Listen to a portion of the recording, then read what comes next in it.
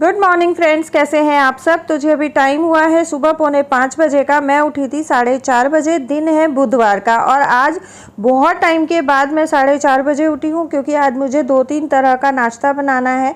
तो बस ये था कि अगर जल्दी नहीं उठती तो सुबह सुबह इतना काम मैनेज नहीं हो पाता। सुबह सुबह अगर हमें किसी दिन ज़्यादा काम हो जाता है तो थोड़ा बहुत जल्दी उठना ही पड़ता है काम मैनेज करने के लिए। तो जी नाश्ते में आज बनेगा मेरे और बच्चों के लिए इडली और चटनी, हस्बैंड के लिए नाश्ते में पोहा, लंच के लिए मैं बनाऊंगी टिंडे की सब्ज़ी और रोटी। बच्चों ने रात को ही बोला था कि हम स्कूल में इडली और चटनी लेके जाएंगे, तो यहाँ मैंने इडली के बैटर का जो पैकेट है वो खाली कर लिया है। और इस बैटर में हमें अलग से नमक वगैरह डालने की ज़रूरत नहीं होती है, जस्ट इसको खाली करेंगे, फेंटेंगे और 10 मिनट के लिए रेस्ट होने छोड़ देंगे। साथ साथ मैंने चढ़ा दिया है इडली का पानी। पानी अच्छे से बॉईल हो जाएगा, उसके बाद हम इडली इसमें बनने के लिए रखेंगे। यहाँ मैंने इडली स्टैंड को अच्छे से ग्रीस कर लिया है, ऑयलिंग कर ली है और इसमें मैं डाल रही हूँ इडली का बैटर।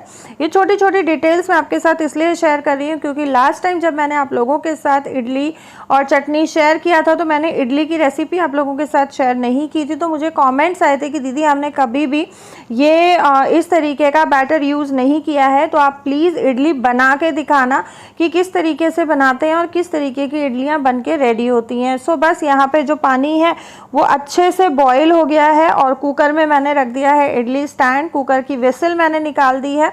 बिल्कुल मंदी गैस पे 20 मिनट के लिए मैं घड़ी में देख के इसको स्टीम कर लूँगी। जब तक इडलियाँ स्टीम हो रही थी तब तक मैंने चटनी भी बना के रेडी कर ली है और इसमें लगा दिया है छौंक। अच्छा, आज मैं आप लोगों के साथ चटनी की रेसिपी शेयर नहीं कर रही हूँ क्योंकि चटनी की रेसिपी ऑलरेडी मैं आप लोगों के साथ शेयर कर चुकी हूँ। तो जी चटनी भी हमारी बनके बिल्कुल रेडी है। पहले मेरा मन था कि मैं सांभर भी बनाऊँ, लेकिन सुबह सुबह इतना शॉर्ट पीरियड होता है और इतना बिजी शेड्यूल होता है कि सुबह सुबह इतना सारा सब कुछ बच्चों के स्कूल जाने से पहले 7:30 बजे तक मैनेज कर पाना नहीं थोड़ा सा पॉसिबल हो पाता है। तो इडली जो है वो अच्छे से स्टीम हो गई है। 20 मिनट के बाद मैंने स्टैंड को निकाल लिया है। अब अगर आप मेरी तरह साथ साथ निकाल रहे हैं तो या तो आपके पास माइक्रोवेव ग्लव है, आप वो पहन के निकालें, या फिर आप मोटा सा कोई टॉवल या कपड़ा हाथ पे लपेट के तब निकालें, नहीं तो स्टीम से जो है आपका हाथ जल सकता है। और इडलियां बहुत परफेक्टली स्टीम हुई हैं, बहुत परफेक्टली बनी हैं। अच्छा, अब आप देखिए मेरे स्टैंड पे हल्के हल्के इडली बैटर लगा हुआ रह गया, तो इट डजंट मीन कि मेरी जो इडली है वो कच्ची है। जब आप इडली को गरम गरम डीमोल्ड करते हो ना तो थोड़ी बहुत इडली स्टैंड में लगती ही लगती है। अगर आप इसको प्रॉपरली ठंडा करके निकालेंगे तो स्टैंड हमारा बिल्कुल ऐसे क्लीन रहता है जैसे हमने इसमें कुछ भी बनाया नहीं है। तो जी सुबह सुबह इतना टाइम नहीं होता है कि 20 मिनट हम स्टीमिंग के लिए फिर दें, फिर कुकर ठंडा होने के लिए दें, फिर इडली ठंडी होने के लिए दें। तो मैं सुबह सुबह जब भी इडली बनाती हूँ तो मैं साथ साथ ही डीमोल्ड करते हुए चलती। तो जी जितनी भी इडलियाँ मुझे चाहिए थी मैंने सारी इडली एक साथ बना के रख ली हैं। अच्छा, जब मॉर्निंग में मुझे बच्चों का लंच पैक करना होता है ना तो मैं इसी तरीके से सारी इडली इकट्ठी बना के रख लेती हूँ। लेकिन हम दिन में अगर लंच करते हैं तो फिर मैं बनाती जाती हूँ और बच्चों को देती जाती हूँ। उस टाइम पे मैं इकट्ठी बना के नहीं रखती हूँ। और बस यहाँ सारी इडलियाँ बनने के बाद मैं लगी बच्चों का लंच पैक करने के लिए। बच्चे रेडी, लकी हो चुका है, खुशी हो रही है। लंच पैक करने के बाद मैं साथ साथ बच्चों को नाश्ता भी करा दूंगी। टाइम हो गया है 7:15 बजे का। तो आजकल जो है कि बच्चों को सुबह में स्कूल में ड्रॉप करने का काम हस्बैंड कर रहे हैं, तो सुबह सुबह का मेरा ये आधा घंटे का टाइम बच जाता है। तो उस टाइम पे मैं अपना एक आधा काम और निपटा लेती हूँ। और आप लोग बहुत बार मेरे को कमेंट करते हो कि दीदी आप प्लीज़ अपनी हेल्पर को दिखाएं, हेल्पर को दिखाएं। और बहुत सारे ना जब मैं ये बोलती हूँ कि मेरी हेल्पर ने ये एक्स्ट्रा काम किया, ये एक्स्ट्रा काम किया, तो उसमें भी बहुत सारे कमेंट्स आते हैं कि नहीं आप ना झूठ बोलती हैं, हेल्पर कभी भी एक्स्ट्रा काम नहीं करती है। तो आपकी बात बिल्कुल सच है कि बहुत सारी हेल्पर्स नहीं करती हैं, लेकिन ये वाली हेल्पर दीदी मेरी और इनसे पहले जो लड़की जिसका ऑपरेशन हो रखा है वो, ये दोनों मेरा बहुत ज़्यादा एक्स्ट्रा काम करती हैं। और आज मैं आप लोगों के साथ शेयर करने वाली भी हूँ। तो बीच बीच में आज मैंने इनको भी रिकॉर्ड किया है और मैंने बोल दिया था, इनको मालूम है मैं वीडियोस बनाती हूँ, तो बोली दीदी कोई बात नहीं, हमें कोई दिक्कत नहीं है।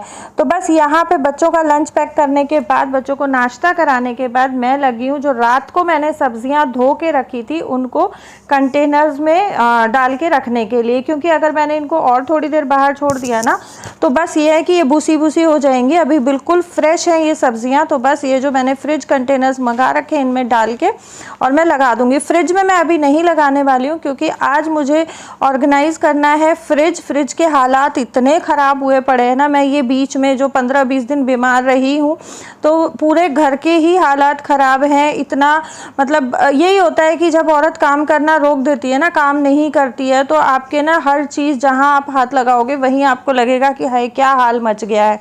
तो आज मैं सबसे पहले फ्रिज को ही ऑर्गेनाइज़ करने वाली हूँ, उसके बाद फिर मैं धीरे धीरे घर को ऑर्गेनाइज़ करूँगी, घर को मैनेज करूँ। तो जी अभी ले लेते हैं कुछ सब्सक्राइबर्स के नाम। शर्मिष्ठा दास, ये कटक से हैं, ये हमारी नई सब्सक्राइबर हैं, तो thank you so much for joining Khushi family vlogs family dear. Javed Mohammad, इनका नाम आयशा है। और सरबजीत भट्ट, इन्होंने मुझे स्पेशली बोला था कि दीदी आप हमारा नाम वीडियो में लेना, हमें बहुत अच्छा लगेगा, तो मैंने सभी के नाम वीडियो में लिए हैं। और यहाँ तैयारी कर रही हूँ मैं साथ साथ हस्बैंड के नाश्ते की और लंच पैकिंग की। लंच के लिए मैंने टिंडे काट के रखे थे, बच्चों को स्कूल छोड़ने गए, वापस आए तब तक मैंने सब्ज़ी की सारी तैयारी कर रखी थी।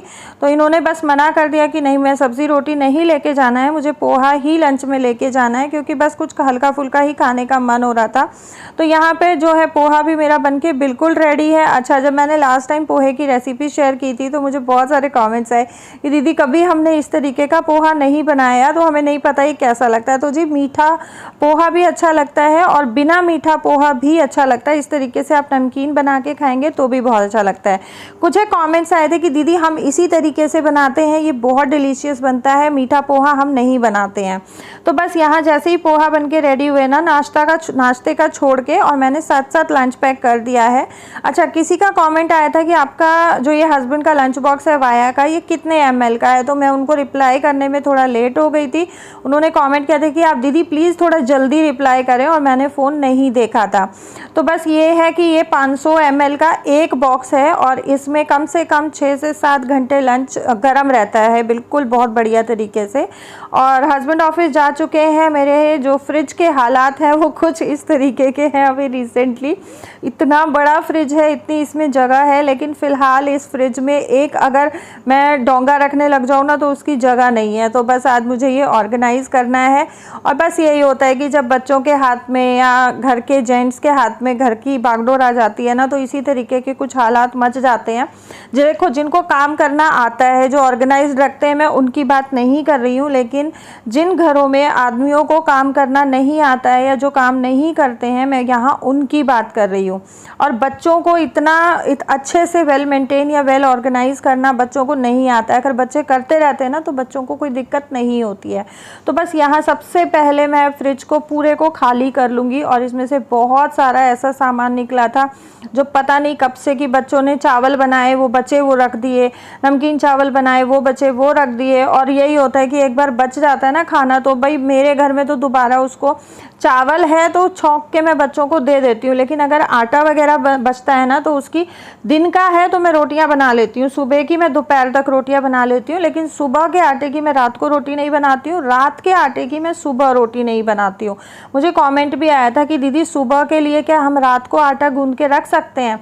तो देखें जी, हमारे सनातन धर्म में या हिंदू धर्म में ये कहा जाता है कि रात को हमारे जो पितृ देवता होते हैं या हमारे जो देवी देवता होते हैं वो हमारे घर में विचरण करते हैं। देवी देवता तो खैर देवकाल का एक टाइम होता है और प्रेत काल का एक टाइम होता है। तो जो प्रेत काल का टाइम है, उस टाइम पे उस तरीके की एनर्जीज जो है वो एक्टिव रहती हैं, और जो देव काल होता है उस टाइम पे उस तरीके की एनर्जीज एक्टिव होती हैं। तो हमारे यहाँ ये कहा जाता है कि अगर आप रात को आटा गूंद के रखते हो ना, तो वो पितरों का या प्रेतों का झूठा होता है, तो उसकी सुबह रोटियां नहीं बनानी चाहिए। अब मुझे नहीं पता कि ये मिथ है या फिर ये सच्चाई है, बट मैं रात को आटा गूंद के नहीं रखती हूँ, और रात के बचे हुए आटे की मैं कुत्तों के लिए रोटियां बना देती हूँ, लेकिन मैं बच्चों को या खुद से बना के नहीं खाती हूँ। सुबह में फ्रेश मैं आटा गूंदती हूँ।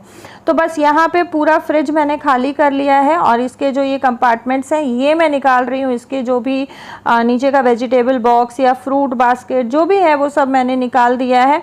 अच्छा, बीच में ना मेरे को थोड़ा सा इसमें अंधेरा अंधेरा सा लग रहा था, मुझे दिखाई कम दे रहा था कि ये गंदा है या साफ़ है, क्योंकि खिड़की के जस्ट साथ में रखा हुआ है तो पूरा अंधेरा आ जाता है, इसके ऊपर ना अच्छे से प्रॉपर रोशनी नहीं आ पाती। और डाइनिंग एरिया में एक ही ट्यूबलाइट है इस घर में ना, ये बड़ी दिक्कत है कि लाइटें बहुत कम है और व्लॉगिंग के लिए प्रॉपर लाइटनिंग होना बहुत ज़रूरी है, नहीं तो कैमरे में इसी तरीके से अंधा अंधा सा वीडियो आता है।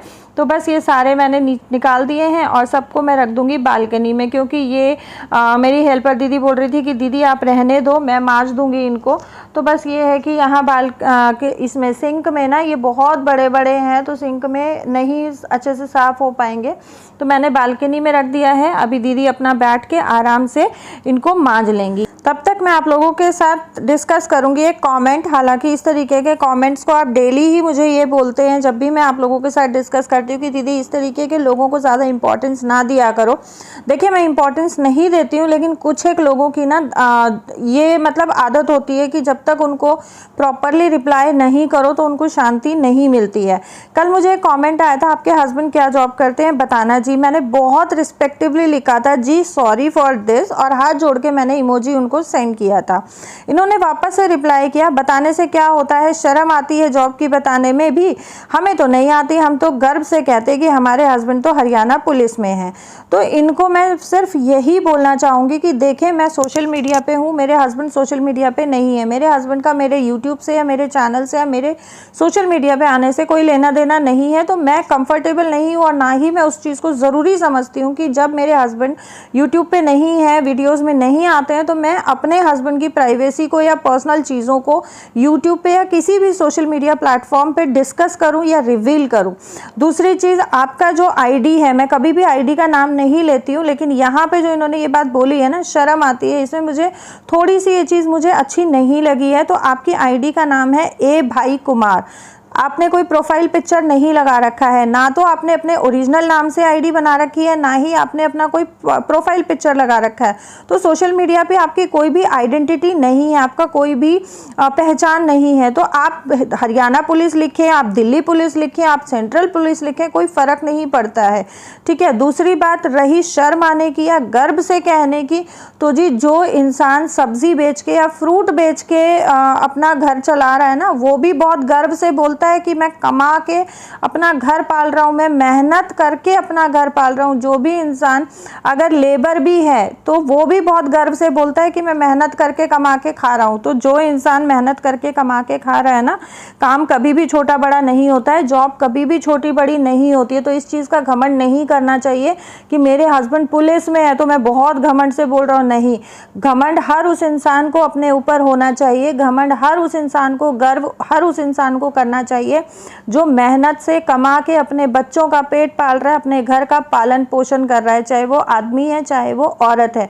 अगर हाउस वाइफ भी है ना, तो उसको भी बहुत गर्व के साथ कहना चाहिए कि हम हाउस वाइफ है, क्योंकि जो काम हाउस वाइफ करती है, इतनी मेहनत और इतना स्ट्रगल लाइफ में कोई भी नहीं करता है। वर्किंग वुमेन का क्या है, सुबह जाती है शाम को आती है, वो हेल्पर लगा लेती है, उसको फिर भी छुट्टी मिल जाती है। अगर ऑफिस का सैटरडे संडे ऑफ है, वो सुबह में जल्दी लेट उठ सकती है, रात को जल्दी सो सकती है। लेकिन एक हाउस वाइफ कभी भी ये नहीं होता है कि वो कोई ऐसा दिन हो कि वो ये सोच ले कि कल छुट्टी है तो मैं जल्दी उठूंगी। नहीं, हाउस वाइफ का जो रूटीन है, शेड्यूल है, वो बंधा हुआ होता है और उसको कभी भी फुर्सत नहीं मिलती है।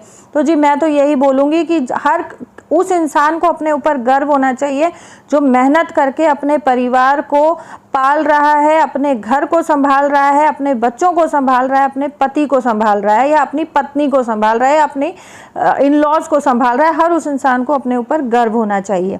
तो जी टाइम हो गया था बच्चों के छुट्टी का, मैं बच्चों को स्कूल से ले आई हूँ और आने के बाद अभी तैयारी हो रही है लंच की। तो लंच में मैं बनाने वाली हूँ चटनी के साथ डोसा, और डोसा भी मैंने आप लोगों के साथ शेयर कर दिया है। इसमें मैंने बहुत थोड़ा सा, मतलब थोड़ा सा इन द सेंस, जिस चम्मच से मैं डोसा बना रही हूँ वो 1 चम्मच मैंने पूरे बैटर में पानी का डाला है। बहुत ज़्यादा पानी नहीं डालना है, नहीं तो बहुत लिक्विडी हो जाता है, उसके बाद डोसा नहीं बनता है।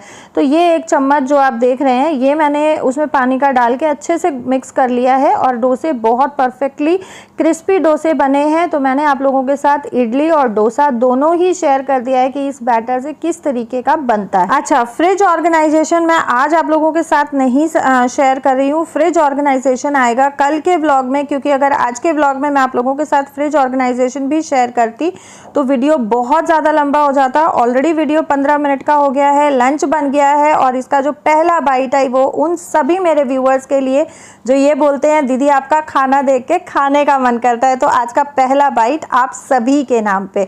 तो जी ये था मेरा आज का वीडियो। उम्मीद करती हूँ पसंद आया होगा। अगर पसंद आया हो तो वीडियो को लाइक करें, शेयर करें फैमिली, फ्रेंड्स एंड रिलेटिव्स के साथ। सोशल मीडिया अकाउंट्स पे भी आप मेरे वीडियो का लिंक शेयर कर सकते हैं। Thank you so much for watching और टेस्ट करके बताइए डोसा कैसा बना है।